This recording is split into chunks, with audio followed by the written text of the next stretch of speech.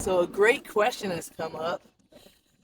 Someone asks, how do I account for the wear and tear on my vehicles?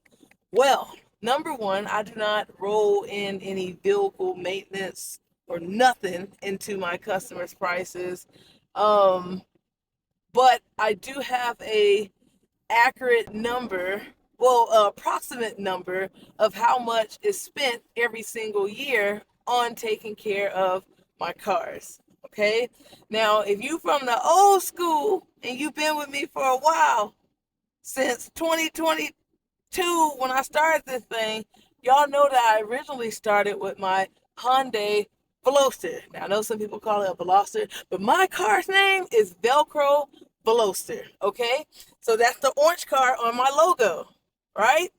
But Velcro is my car, and I started to notice that Velcro was getting them miles pretty quick, pretty quick. So I bought a second vehicle, a Honda Pilot, whose name is Airline, to help take the miles off of my initial car.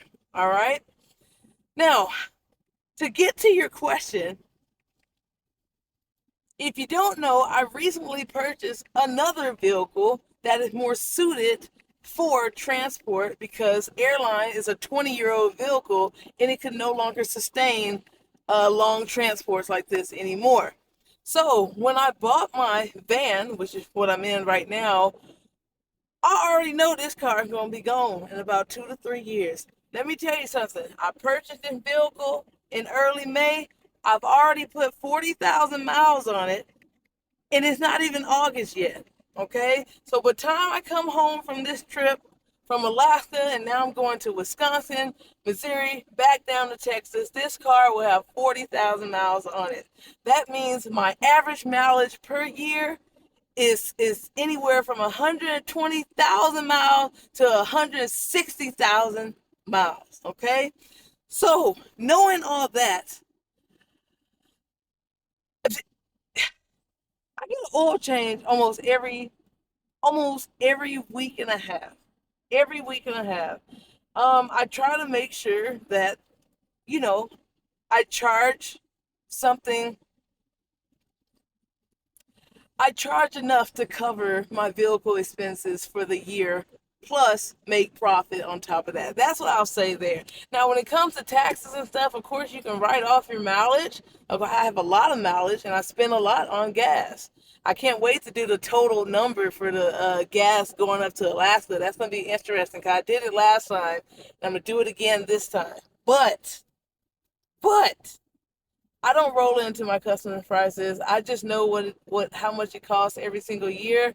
I take that number, I divide it by 12, and I know what to plan for. So obviously I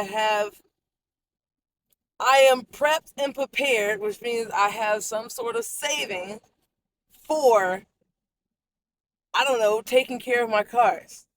So, especially in an emergency where it breaks down in the middle of a transport, and either I have to get a rental car or I have to get it fixed out on the road. And I know you're probably like, oh man, if my car break down, that would be horrible. It is, because you got to get your car towed.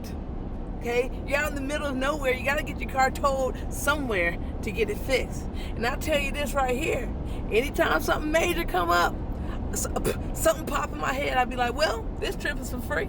This is pro bono trip right here. Because by the time I fix it, zero. Okay, by the time I fix it, zero. We still need to talk about that deer incident. I'm gonna pull up the whole paperwork on that deer incident because anyways, forgot to say that when I purchased this van is solely for transport. That is why I bought it. I have 3 cars. I didn't really need another car, but I did need another car because my personal cars, Velcro, I don't want them to be destroyed that quick. So I had to find other vehicles to help. Now, every once in a while, Velcro might take a puppy or something to Houston because I'm visiting my family or something like that. But other than that, I did not want my Velcro to get destroyed. So if you're using your personal vehicle Like this is your daily driver. Like you go to work with it, and you trying to transport, your car gonna be gone within about 2 years. If you doing transporting for real, now if you do it every once in a while, it's not a big deal. But if you going in full time, say goodbye to your vehicle. Say goodbye to your vehicle quick in a hurry, because it's going to be gone in a couple years. Velcro would have been past. Velcro would have been at 300,000 something miles. Just. Anyways, y'all know how I feel about Velcro. At least some of you do that follow my other social media page. But anyways, hopefully that answered your question. It probably didn't, but at least we talked a little bit about it.